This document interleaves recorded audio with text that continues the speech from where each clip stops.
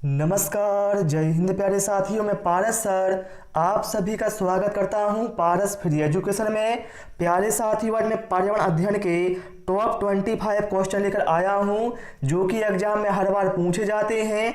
इसलिए आप सभी से रिक्वेस्ट है वीडियो कंप्लीट देखें, क्योंकि यहां से आपको एग्जाम में प्रश्न देखने को अवश्य मिलेंगे। और आप कितने प्रश्नों के सही जवाब देते हैं वो भी आप कमेंट करना कि आपने 25 में से कितने प्रश्नों के सही जवाब दिए हैं। तो चलिए भाई, हम बिना समय गवाए शुरू करते हैं प्रश्न क्रमांक 1 से। यहाँ पर कहा गया है, जंतु भोजन के लिए किस पर निर्भर रहते हैं? ऑप्शन है उत्पादकों पर, उपभोक्ताओं पर, अपघटकों पर या फिर उत्पादक एवं उपभोक्ता दोनों पर। भाई मेरे, हम जानते हैं जंतु शाकाहारी भी होते हैं और मांसाहारी भी होते हैं।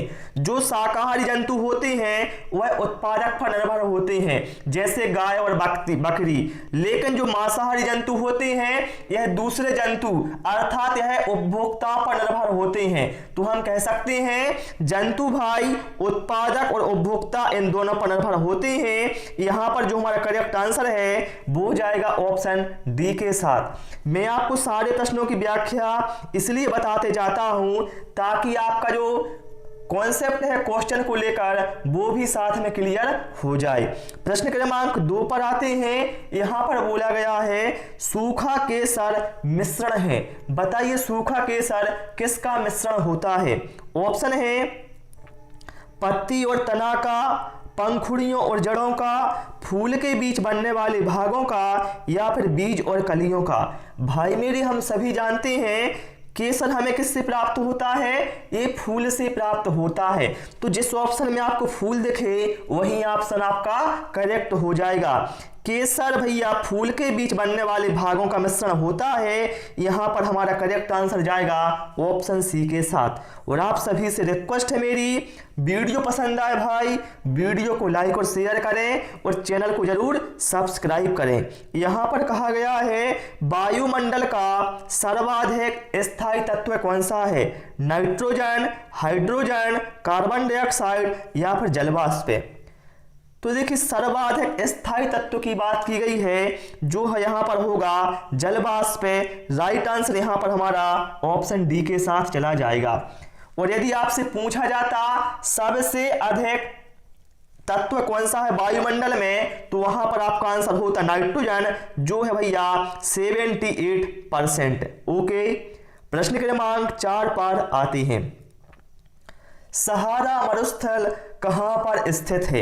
यूरोप, एशिया, अंटार्कटिका या फिर अफ्रीका?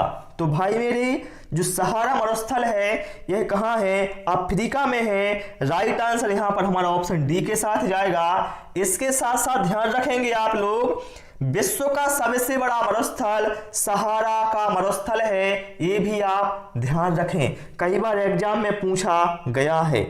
प्रश्न क्रमांक 5 पर आते हैं। और क्लास में भैया मजा आ रहा है कि नहीं आ रहा है वो आप हमें कमेंट करके अवश्य बताएं। तो यहां पर बोला गया है भाई प्रश्न क्रमांक 5 में, भारत में प्रथम पशु गणना कब की गई? बताइए कब की गई भैया भारत में प्रथम पशु गणना? तो भैया वो की गई थी 1919, 1920 में। इसलिए यहां पर जो हमारा करेक्ट आंसर है वो चला जाएगा ऑप्शन ए के साथ। प्रश्न क्रमांक 6 पर आते हैं। ओजोन किससे बनती है? बताइए भाई, जो ओजोन है भैया ये किससे बनती है? हाइड्रोजन से, मीथेन से, कार्बन डाइऑक्साइड से या फिर ऑक्सीजन से? तो मेरे भाई हम सभी जानते हैं ओजोन भैया कहां पाई जाती है? तो मेरे भाई यह समताप मंडल में पाई जाती है, जो कि सूर्य से आने वाली हानिकारक पराबैंगनी किरणों से हमारी रक्षा करती है, क्योंकि वह हमारे लिए बहुत ही घातक होती है। भाई मेरे, ओजोन का सूत्र क्या होता है? O3। अर्थात यहां से हमें क्लियर हो गया ओजोन क्या है? ऑक्सीजन के 3 अणुओं से मिलकर बनी होती है। इसलिए यहां पर जो हमारा करेक्ट आंसर है वो जाएगा ऑप्शन डी के साथ। यह ऑक्सीजन से मिलकर बनी होती है, क्योंकि इसका रासायनिक सूत्र क्या होता है? O3। अर्थात ऑक्सीजन के 3 अणुओं से मिलकर बनी होती है ओजोन। ठीक है, कहां पाई जाती है? समताप मंडल में। ओजोन दिवस भैया कब मनाया जाता है? 16 सितंबर को मनाया जाता है, ये भी आप ध्यान रखेंगे। प्रश्न क्रमांक 7 पर आते हैं। मेरा हमेशा यही उद्देश्य होता है, मैं आपको जो भी पढ़ाऊं भाई उससे संबंधित जो भी मुझे फैक्ट पता है वो भी आपको बता दूं। चलिए प्रश्न क्रमांक 7 पर आते हैं। EPA का पूर्ण रूप क्या है? बताइए भाई, EPA का पूर्ण रूप क्या होगा? तो मेरे भाई यहां पर जो हमारा करेक्ट आंसर है वो होगा एनवायरमेंटल प्रोटेक्शन एजेंसी, जो दिया है हमें ऑप्शन ए में, ये यहां पर हमारा करेक्ट आंसर हो जाएगा। ठीक है, चलिए प्रश्न क्रमांक 8 पर आते हैं। भारतीय वनस्पति सर्वेक्षण अर्थात BSI का मुख्यालय कहाँ स्थित है? मुंबई, पुणे, हैदराबाद या फिर कोलकाता? तो भाई मेरे यहां पर हमारा राइट आंसर जाएगा कोलकाता के साथ। भारतीय वनस्पति सर्वेक्षण का मुख्यालय कहां पर है? कोलकाता में। प्रश्न क्रमांक 9 पर आते हैं। निम्न में से जल की BOD को बढ़ाता है? बताइए भाई, जल की BOD को कौन बढ़ाता है? अब आप लोग कहोगे BOD क्या होता है भाई? तो BOD का फुल फॉर्म होता है बायोकेमिकल ऑक्सीजन डिमांड, जिसे हिंदी में कहा जाता है जैव ऑक्सीजन मांग। ये कई बार एग्जाम में पूछा गया है। तो यहां पर हमारा करेक्ट आंसर होगा ऑप्शन सी, शर्करा मिल के जो अपशिष्ट होते हैं यह BOD को बढ़ाते हैं। BOD से भैया नदी के प्रदूषण स्तर की जांच की जाती है, ये भी आप ध्यान रखें। प्रश्न क्रमांक 10 पर आते हैं। भारत में सर्वाधिक मार्ग बदलने वाली नदी कौन सी है? नर्मदा, यमुना, गंगा या फिर कोसी? तो भारत में सर्वाधिक मार्ग बदलने वाली नदी है कोसी नदी। यहां पर जो हमारा राइट आंसर है वो जाएगा ऑप्शन डी के साथ। ध्यान रखिए, कोसी नदी को बिहार का शोक कहा जाता है। ये प्रश्न भैया आपदा प्रबंधन में आपसे पूछा जा सकता है कि बिहार का शोक किसे कहा जाता है? ध्यान रखिए, कोसी को कहा जाता है, क्योंकि इससे बहुत ही हानि होती है बिहार राज्य को। ठीक है, चलिए प्रश्न क्रमांक 11 पर आते हैं। अंतरिक्ष कितने किलोमीटर के बाद प्रारंभ होता है? 300 किलोमीटर, 650 किलोमीटर, 100 किलोमीटर या फिर 200 किलोमीटर? तो ध्यान रखिए, अंतरिक्ष भाई मेरे 100 किलोमीटर के बाद प्रारंभ होता है। राइट आंसर यहां पर हमारा ऑप्शन सी के साथ चला जाएगा। चलिए प्रश्न क्रमांक 12 पर आते हैं। कौन सा खगोलीय पिंड रात की रानी कहलाता है? बृहस्पति, प्लूटो, चंद्रमा या फिर मंगल? तो मेरे भाई यहां पर जो करेक्ट आंसर है वो जाएगा ऑप्शन सी के साथ। जो चंद्रमा है भैया यह रात की रानी कहलाता है। इसके साथ साथ ध्यान रखिए, चंद्रमा भैया पृथ्वी का एकमात्र उपग्रह है। एग्जाम में पूछा जाता है पृथ्वी का एकमात्र उपग्रह कौन सा है? तो भैया कौन सा है? चंद्रमा।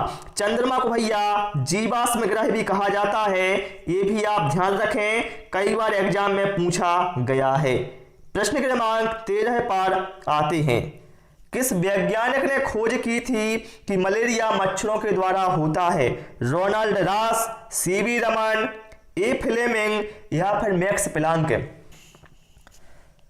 तो मेरे भाई जो रोनाल्ड रॉस हैं इन्होंने खोज की थी कि जो मलेरिया है यह मच्छरों के द्वारा होता है। ठीक है, इसके लिए इन्हें चिकित्सा के क्षेत्र में नोबेल पुरस्कार भी दिया गया था। ध्यान रखिए, जो मलेरिया भैया यह मादा एनाफिलिस मच्छर से होता है और परजीवी का नाम होता है प्लाज्मोडियम। एक कई बार एग्जाम में परजीवी का नाम पूछा गया है, तो वो भी आप ध्यान रखें। देखिए भाई, ऐसा नहीं है कि मैं आपको बेमतलब का कुछ बोल देता हूं, मैं आपको हमेशा महत्वपूर्ण फैक्ट बोलता हूं जो यहां से और नए क्वेश्चन एग्जाम में आते हैं। प्रश्न क्रमांक 14 में क्या कहा गया है? जैव विविधता के विशिष्ट स्थल कौन से हैं? वन, होटल, कोयले की खाने या फिर पेट्रोलियम कुएं? तो भाई मेरे यहां पर हमारा करेक्ट आंसर होगा ऑप्शन ए, वन। ठीक है। जैव विविधता दिवस कब मनाया जाता है भाई मेरे, तो ध्यान रखेंगे आप लोग 22 मई को मनाया जाता है। ठीक है।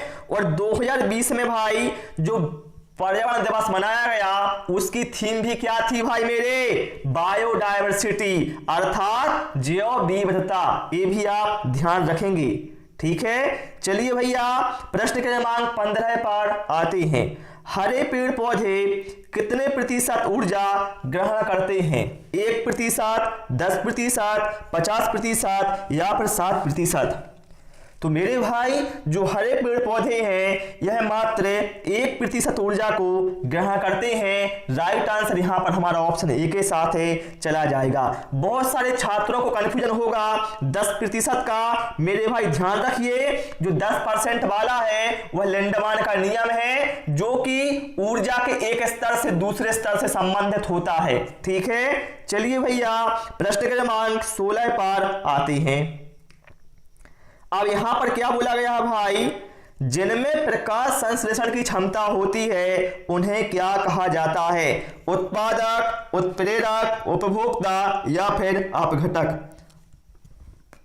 तो भाई मेरे जिनमें प्रकाश संश्लेषण की क्षमता होती है, जैसे हमारे हरे पेड़ पौधे हो गए, तो मेरे भाई उन्हें उत्पादक बोला जाता है। ठीक है।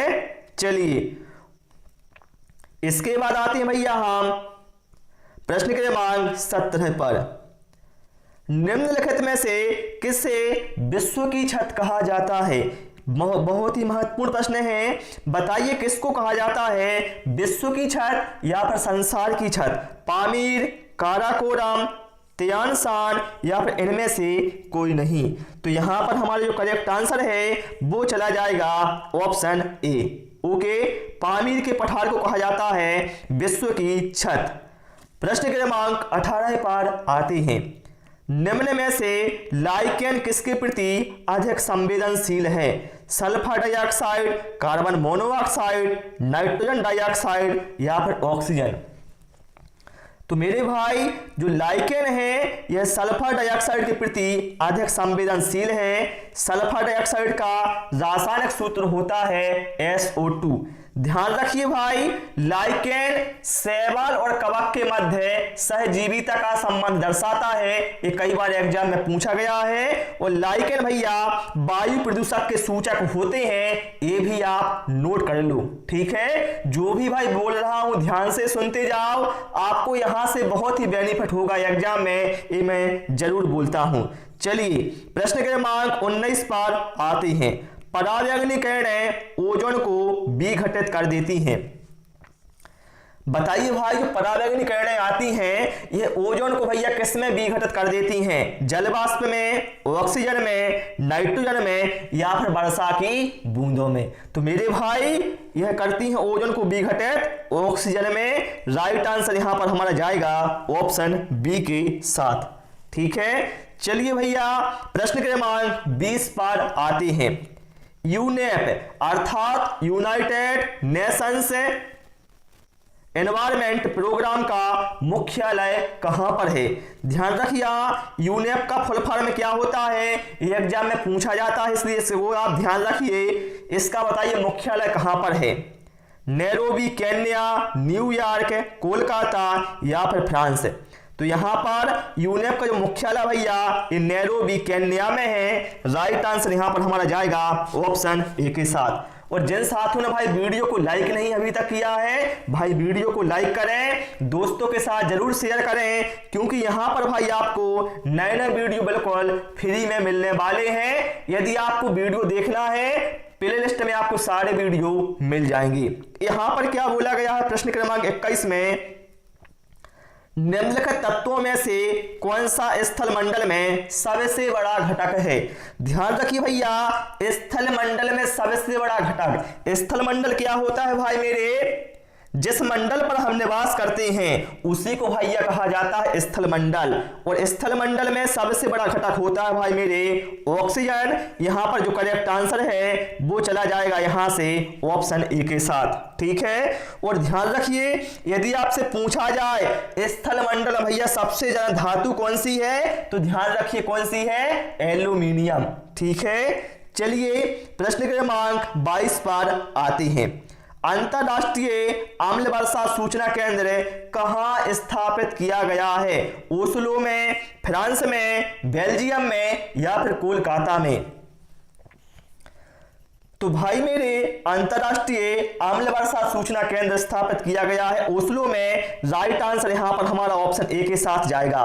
ओस्लो क्या है भैया? ओस्लो भाई मेरे नॉर्वे की राजधानी है, ये भी आप ध्यान रखें, ठीक है। चलिए प्रश्न क्रमांक 23 पर आते हैं। जीवाश्म ईंधन के दहन से कौन सी गैस पैदा नहीं होती? Carbon dioxide, sulphur dioxide, oxygen या फिर कार्बन मोनोऑक्साइड? मेरे भाई ध्यान रखना, जब भी जीवाश्म ईंधन का दहन होगा तो हमेशा हानिकारक गैसें निकलेंगी, जैसे carbon dioxide, sulphur dioxide, carbon monoxide. लेकिन जो ऑक्सीजन भैया यह कभी भी पैदा नहीं होगी जीवाश्म ईंधन के दहन से। राइट आंसर यहां पर हमारा जाएगा ऑप्शन सी के साथ, ठीक है। चलिए प्रश्न क्रमांक 24 पर आते हैं। और भैया क्लास में मजा आ रहा है कि नहीं आ रहा है, वो आप नीचे कमेंट बॉक्स में अवश्य बताएं। चलिए यहां पर कहा गया है निम्नलिखित में से कौन सा कृत्रिम पारी तंत्र है? बगीचा, तालाब, वन या फिर झील? मेरे भाई जो परितंत्र मनुष्य के द्वारा बनाए जाते हैं उन्हें कहा जाता है कृत्रिम पारिस्थितिक तंत्र। जैसे बगीचा हो गया, ठीक है, लेकिन जो कृत्रिम रूप से बने जो प्राकृतिक रूप से हैं, जैसे वन, तालाब, समुद्र, ये कहलाते हैं प्राकृतिक। तो यहां पर हम देखें जो तालाब है, वन है और झील है, मेरे भाई ये क्या है? ये प्राकृतिक परितंत्र है। मतलब ये क्या है? पहले से ही भैया बने हुए हैं, इन्हें मनुष्य ने नहीं बनाया। लेकिन जो बगीचा है भैया ये होगा कृत्रिम परितंत्र, ठीक है। चलिए भैया प्रश्न क्रमांक 25 पर आते हैं।